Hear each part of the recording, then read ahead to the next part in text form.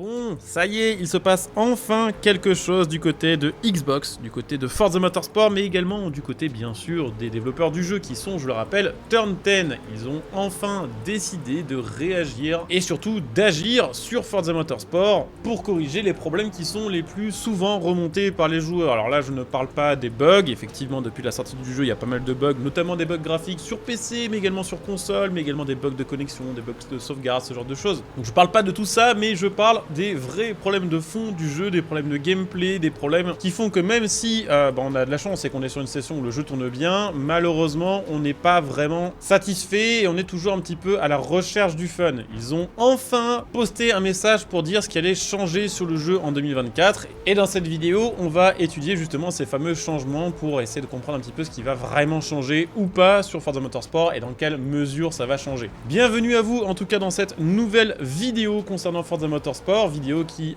j'espère vous intéressera et vous plaira. On est quand même sur de la news, même si évidemment j'aurais préféré à la place de cette vidéo vous faire une vidéo dans laquelle on décrypte tout simplement ce qui arrive sur le jeu pour la mise à jour numéro 4. C'est vrai que là on n'a plus du tout d'informations concernant cette saison 4 de Forza Motorsport qui était censée sortir le 11 janvier 2024, c'est-à-dire demain. On n'a aucune actualité, aucune information concernant les voitures, concernant éventuellement un nouveau circuit ou concernant le Car Pass, ni même du côté des réseaux sociaux une éventuelle planification du prochain live des développeurs dans lesquels ils révèle justement les nouveautés. Ce qui semble indiquer déjà que la mise à jour ne sortira pas le 11 puisqu'il n'y a eu aucune annonce officielle, mais ce qui semble indiquer également que ça ne sera pas non plus pour la semaine prochaine. Je pense que la saison actuelle, donc la saison 3 de Motorsport, va durer 6 semaines au lieu de 4, tout simplement parce que le 18 janvier, donc vendredi prochain, il y a la conférence Xbox Developer Direct et à mon avis, ils vont utiliser l'exposition de cette conférence, sa visibilité pour annoncer justement les nouveautés de la mise à jour 4 de Forza Motorsport.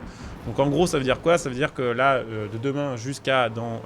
10 jours environ, on n'aura pas grand chose de nouveau à faire sur le jeu. Je peux me tromper, mais à mon avis ça va se passer comme ça. D'ailleurs, sachez pour info que cette conférence Xbox Direct, je la streamerai si elle est pas en pleine nuit. Donc si ça vous tente de réagir un petit peu à ce qui est annoncé, de découvrir en même temps que moi ce qui va être annoncé sur le jeu, ou sur d'autres jeux d'ailleurs, n'hésitez pas à venir me follow sur Twitch. Cette conférence là je la streamerai sur Twitch et vous pouvez même d'ailleurs en plus, si vous voulez soutenir la chaîne, utiliser votre Twitch Prime. Voilà, ça donne un petit coup de pouce, vous avez des bonus et ça vous coûte rien. On va s'attaquer à l'article. Évidemment, vous pouvez me dire un petit peu ce que vous pensez de ce qui est annoncé via les commentaires sous cette vidéo, que ce soit des choses qui vous plaisent, au contraire des choses qui vous saoulent, ou si vous avez des suggestions à faire par rapport au thème justement abordé par les développeurs dans cette lettre-là, n'hésitez pas, c'est toujours cool de savoir ce que vous pensez globalement du jeu. Bref, revenons à nos moutons et à ce fameux article rédigé directement par les studios Turn 10 et publié sur le site officiel Forza.net. Alors je ne l'ai pas encore lu en détail, donc là ça va être un petit peu la découverte pour moi en même temps que je fais cette vidéo, mais ça va parler quand même de gros points importants sur le jeu, notamment le système d'amélioration de voiture, le système de pénalité ainsi que l'intelligence artificielle.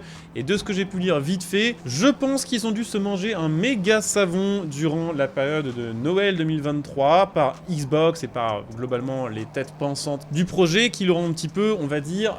mis la pression pour réagir le plus vite possible parce que Forza Motorsport, je le rappelle quand même, il s'est extrêmement cassé la gueule très fort dans la plupart des sites qui donnent des informations sur le jeu. On parle d'une perte de 85 à 90% des joueurs en 3 mois. On parle d'un jeu qui globalement c'est pas très bien vendu et qui de base n'a pas vraiment atteint sa cible en termes de joueurs. Donc clairement c'est compréhensible que Xbox soit en attente de mieux, même si d'un autre côté c'est aussi leur faute. Ce qui explique à mon avis ce petit post, histoire de rassurer la communauté que tout le monde ne se casse pas sur d'autres jeux dès le début 2024. Bon alors premier petit paragraphe, on y apprend déjà des choses assez intéressantes puisqu'on y apprend déjà que en plus donc des streams comme le Forza Monthly, en plus du forum des suggestions, des différents sites qu'ils utilisent et leurs réseaux sociaux pour, on va dire, un petit peu tenir leur communauté au courant de ce qui arrive sur le jeu, ils vont également, donc tous les 3 mois, une fois par trimestre, faire une lettre de ce style à la communauté pour expliquer quels vont être les changements majeurs sur le jeu, quels vont être les gros changements dans les grandes lignes. Pour eux, il y a vraiment 3 choses très importantes à améliorer sur le jeu, d'après les retours de la communauté. C'est numéro 1, le système d'amélioration de voiture, numéro 2, le système de pénalité, et numéro 3, le système d'intelligence artificielle. On commence donc par nous expliquer qu'ils savent que le système de progression et d'amélioration de voiture a été quelque chose qui a vraiment divisé la communauté.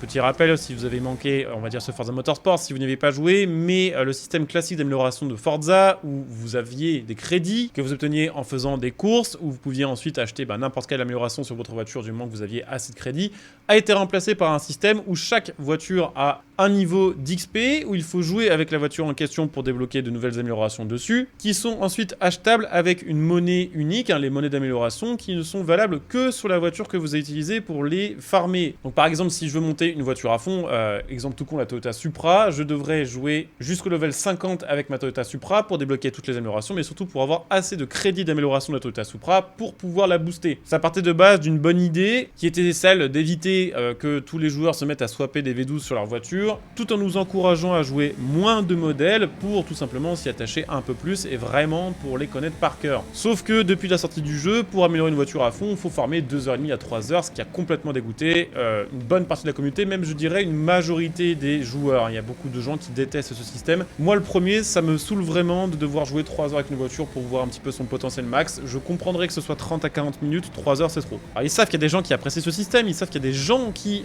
détestent ce système, et surtout ils savent que sur le forum officiel du jeu, il y a eu pas mal de suggestions assez intelligentes qui vont probablement être reprises sur Forza Motorsport pour changer ce système tout en ne changeant pas tout le jeu, puisqu'au final la principale nouveauté de ce jeu, de Forza Motorsport par rapport au précédent, c'est ce système d'amélioration de voiture, le délire car RPG. Donc effectivement, s'ils suppriment tout ce système, c'est un petit peu avouer que la principale nouveauté du jeu, c'est quand même de la grosse merde. Il n'y a pas de changements précis qui ont été annoncés à ce niveau-là, mais on sait bien que parmi les pistes évidentes pour satisfaire un petit peu tout le monde, il y a le fait de supprimer ce système-là pour les voitures en multijoueur, qu'on puisse au moins régler, améliorer les voitures quand on le souhaite pour être compétitif en multijoueur dans n'importe quelle circonstance. Il est tout à fait possible également qu'on arrive sur un système d'XP par catégorie de voiture ou par marque plutôt que par modèle unique. Donc par exemple, si je veux améliorer une Renault, je joue avec n'importe quelle Renault et ça me débloque l'arbre de compétences Renault. Ou alors si je veux améliorer mes super berlines, je ne joue qu'avec des super berlines pour avoir un niveau général en super berline. Il est également possible qu'on passe de 2h30 pour farmer une voiture à peut-être que 45 minutes ou 1 heure, tout comme il est possible qu'il revoie le prix des améliorations, comme par exemple les pneus qui sont à 1700 points, c'est très très cher. En tout cas, une chose est sûre, ils ont vraiment conscience de ce problème, ils ont déjà essayé d'améliorer les choses il y a quelques mois avec une mise à jour, ça n'a pas suffi, ça n'a en tout cas pas fait revenir les joueurs, donc là ils vont pas avoir le choix de faire quelque chose, on va dire, de vraiment majeur sur ce système-là pour conserver leur fanbase et faire revenir un petit peu les joueurs. Donc on peut s'attendre quand même à un gros changement tout en gardant quand même ce système de car RPG qui est la base de ce Forza Motorsport. Pour eux, ce sera vraiment la top priorité 2024, ce système d'amélioration. Ils savent que ça va se faire sur le long terme, ils savent que probablement ils vont tenter des trucs qui vont pas forcément plaire à la communauté, qui devront être ajustés, qui devront être modifiés derrière, et que ça va pas se faire du jour au lendemain. Mais ils vont travailler dessus. C'est une bonne chose d'en parler. Après, j'avoue que je trouve ça dingue qu'il leur faille peut-être encore éventuellement 1 à 2 ans après la sortie du jeu, avec le suivi, avec les mises à jour, pour patcher ce truc qui est le truc central du jeu. Après 6 ans de développement, c'est chaud. Ça parle ensuite du système de régulation qui est en fait le système de pénalité du jeu qui effectivement depuis sa sortie ne fonctionne pas bien. Alors ça fonctionne des fois mieux que Forza Motorsport 7, mais des fois c'est catastrophique, le nombre de fois où je me fais virer, où je prends les pénalités, ou au contraire, des fois où je touche des gens, je les mets dans le décor, je ne prends aucune pénalité, ou des fois même des gros hors-piste où on prend 0, alors que des fois on met 2 roues dans l'herbe, on prend 2 secondes, ça n'a aucun sens. Ils expliquent dans ce paragraphe qu'ils vont travailler pour l'amélioration de ce système en collaboration avec des joueurs compétitifs de Forza Motorsport qui jouent au jeu ou qui jouent à la série Forza Motorsport depuis longtemps. Ils savent notamment qu'il y a un gros problème sur ce jeu, et ça c'est vrai, c'est que les grosses collisions et les gros chocs ne génèrent presque pas, voire même pas du tout de pénalité en comparaison des petits chocs qui parfois font qu'on se prend 2 ou 3 secondes de pénalité quasiment instantanément. Ils savent également que parfois le système de pénalité est injuste et qu'il va avoir parfois tendance malheureusement à donner des pénalités aux joueurs légitimes, à ne pas en mettre suffisamment aux joueurs qui sont vraiment les plus relous. Et donc sur les mois à venir, ils vont récupérer les données télémétriques de ces fameux joueurs compétitifs Forza Motorsport pour essayer de comprendre ce qui déconne et d'essayer de comprendre comment améliorer ce système pour qu'il soit fiable et qu'il soit stable. C'est une bonne chose d'en prendre compte, de enfin se dire qu'il y a un vrai travail à faire là-dessus. Mais là aussi, je trouve que c'est quand même assez incroyable pour un jeu qui a eu 6 ans de développement et qui s'axe quand même très fort sur le multi. Clairement, le solo de Forza Motorsport, il est cool, moi j'aime bien, mais on en fait quand même relativement vite le tour. Pour un jeu qui s'axe autant sur le multijoueur, mais le multijoueur compétitif en plus, avec le système de qualification, avec le système d'essai, avec les pneus, avec l'essence, je trouve ça fou qu'il soit arrivé avec un jeu qui ne soit pas prêt à ce niveau-là, surtout qu'ils ont déjà eu l'occasion de travailler pendant son développement avec justement des joueurs Forza Motorsport triés sur le volet, qui étaient censés justement donner leur avis là-dessus, et avec lesquels ils étaient censés justement déjà faire un système valide. Donc ça va changer, mais comme ils le disent, ça va être un truc qui va prendre du temps, hein, et ils parlent de plusieurs mois, ce qui est logique puisque ils ont besoin à mon avis de plusieurs milliers de données télémétriques pour commencer à vraiment trouver une tendance et vraiment trouver ce qui déconne. Ce qui veut dire que il y aura du changement, mais ce qui veut dire aussi que faut pas s'attendre à avoir des gros changements à ce niveau-là avant peut-être 3 ou 4 mois, et que peut-être encore pendant 3 ou 4 mois, les joueurs compétitifs de Forza Motorsport ou ceux qui jouent en multi au jeu de manière casu, tout simplement pour se faire kiffer,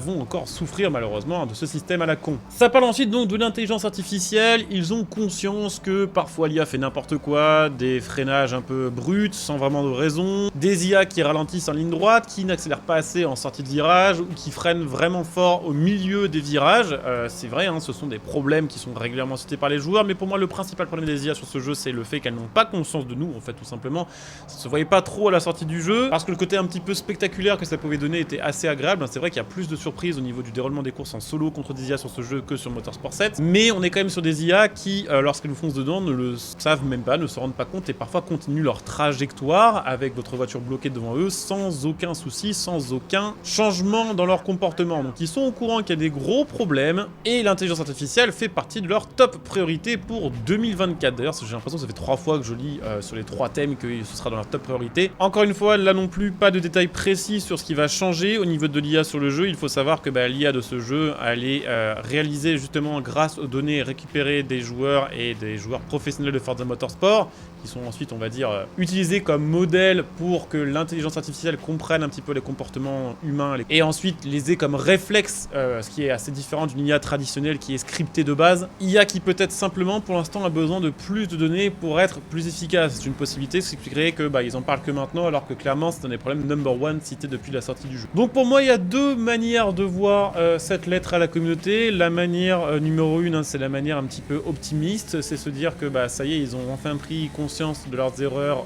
durant la pause de fin d'année 2023 et qui vont charbonner dur à la rentrée là pour vraiment nous sortir des matchs quali et corriger les gros problèmes du jeu, et que d'ici peut-être 3-4 mois le jeu soit enfin corrigé de tout problème et qu'ensuite il y ait juste à ajouter du contenu. Et il y a la version, on va dire, un peu pessimiste de voir les choses, hein. Peut-être qu'il faut placer un peu les curseurs entre les deux, mais pour moi c'est cette version là qui est à prendre en compte, c'est que effectivement ça réagit du côté de la communication, et c'est une bonne chose parce que on a besoin, nous joueurs qui ne travaillons pas chez Turn 10 ni chez Xbox, de savoir où va le jeu, de savoir qu'on est écouté, de savoir que les développeurs connaissent les choses principales à changer. Donc c'est une bonne chose qu'il y ait de la communication là-dessus, mais j'ai l'impression que c'est un petit peu du bullshit, tout simplement parce qu'il y a littéralement aucune mesure détaillée de citer, et parce qu'à mon avis, pour moi, ils sont vraiment dans une situation d'urgence en fait, tout simplement, dans ce studio-là, et ils ont besoin de dire des trucs pour que les joueurs restent un minimum attentifs à Forza Motorsport et ne se cassent pas tous à l'heure où je fais cette vidéo, hein, pour vous donner comme une petite idée de à quel point c'est compliqué pour Forza Motorsport.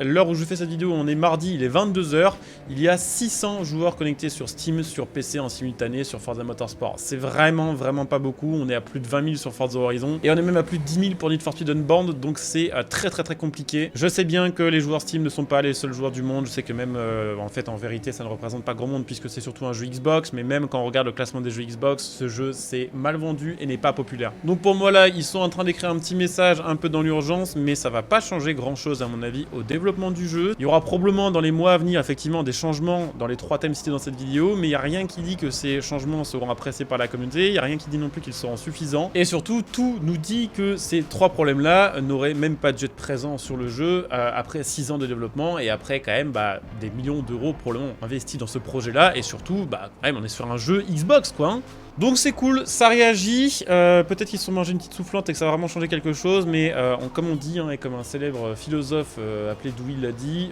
il faut s'attendre à rien, et même quand on s'attend à rien, on est quand même parfois déçu. Donc on verra évidemment ce que ça va donner dans les prochains mois. Normalement d'ici une dizaine de jours, on sait ce qui arrive pour la saison numéro 4 de Forza Motorsport. Malheureusement à mon avis toujours pas de Nordschleife, toujours pas de mode drift ou de mode drag. À mon avis on va être sur une saison un peu classique avant l'arrivée du printemps et peut-être les vrais premiers changements majeurs de Forza Motorsport. Donc voilà, c'était la petite vidéo du jour, c'est même pas un coup de gueule, hein, c'est vraiment juste pour vous tenir au courant de ce qui se dit, hein, pour ceux qui n'ont pas envie de lire des articles en anglais, pour ceux qui n'ont pas forcément, on va dire, une connexion de fou avec les réseaux sociaux et qui suivent pas forcément les réseaux Forza. Au moins vous savez qu'ils savent et que maintenant ils peuvent plus faire semblant qu'ils ne savent pas qu'il y a des problèmes sur le jeu. Voilà, je coupe cette vidéo ici, J'espère qu'elles vous auront intéressé. Si c'est le cas, pensez à laisser un like. Si c'est le cas aussi, bien sûr, n'hésitez pas à soutenir la chaîne gratuitement comme d'habitude. Vous pouvez par exemple pour ça utiliser mon lien Instant Gaming que vous trouverez sur cette vidéo qui vous permet, je le rappelle quand même, d'acheter vos jeux après release en donnant un coup de pouce gratuitement à la chaîne par la même occasion. Donc n'hésitez pas à jeter un petit coup d'œil. De mon côté, je coupe ici cette vidéo et je vous dis à très bientôt. Bon jeu à tous, ciao!